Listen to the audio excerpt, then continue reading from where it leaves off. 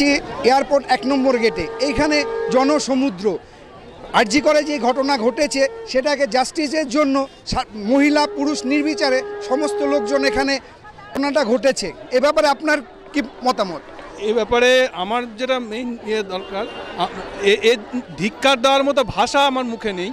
এটার যারা একজন বা যে কজনই এর সাথে যুক্ত থাকুক না কেন, তাদের যথোপযুক্ত যেন শাস্তি তারা পায়। কোনো রকম পলিটিক্যাল ইন্টারফারেন্স যেন এর মধ্যে না থাকে, এটাই আমার আবেদন সবার কাছে।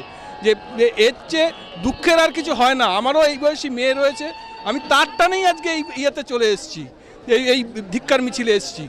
আপনারা সবাই মিলে সহযোগিতা করুন যাতে করে এই অন্যায়ের জন্য বিচার মেয়েটি পায়, এটুকুই আমার বলার। শুনে নিলেন যে এক বাবা তার মেয়ের ভবিষ্যতের কথা চিন্তা করে সে আজকে এত রাতে এই জায়গায় চলে এসছেন এবং তিনি তার মেয়েকে সঙ্গে করে নিয়ে এসছেন। আসুন আমরা আরও কিছু লোকজনের সঙ্গে কথা বলে নিই। যারা মনে করে যে আমরা যা খুশি করতে পারি তাদেরকে একটা জবাব দিতেই হবে আমাদের, এবং সেই জন্যই আজকে গোটা শহর পথে নেমে পড়েছে। এইটা আমার মনে হয় আমার শহরের স্পিরিট, আমার দেশের স্পিরিট, এবং আমরা প্রত্যেকে চাই যে প্রকৃত দোষী যারা তারা যেন ধরা পড়ে এবং তাদের সাথে। মনে হচ্ছে আপনাদের কি মনে হচ্ছে? লোকের আওয়াজ দেখতে পাচ্ছেন? বাংলার মেলা নেমেছে, নারীরা নেমেছে, মায়েরা নেমেছে, বোনেরা নেমেছে, সাথে সাথে ভাইরাও নেমেছে। কি মনে হচ্ছে আপনাদের? আপনারা বলুন, আমরা কিছু বলবো না।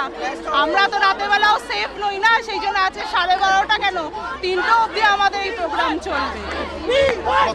শুনেছি সবাই বা সিবিআই এর হাতে গেল, সিবিআই এর কাছে আজকে কেন গেল? অর্থাৎ আমাদের পুলিশ সেখানে, পুলিশ প্রশাসন সেখানে ব্যর্থ, আমরা সেটা দেখতে পাচ্ছি। এবং সবথেকে বড় কথা, যে ঘরে এটা হয়েছে সেমিনার রুমের ওখানে শোনা গেছে যে যেটা ক্যাম্পেইনিং হয়েছে, মানে এইটা করা হয়েছে, যেটা আমরা মনে করছি যে এখনই এই মুহূর্তে যেখানে তদন্তাধীন ব্যাপার সেখানে এই মুহূর্তে কেন সেখানে হাত দেওয়া হলো?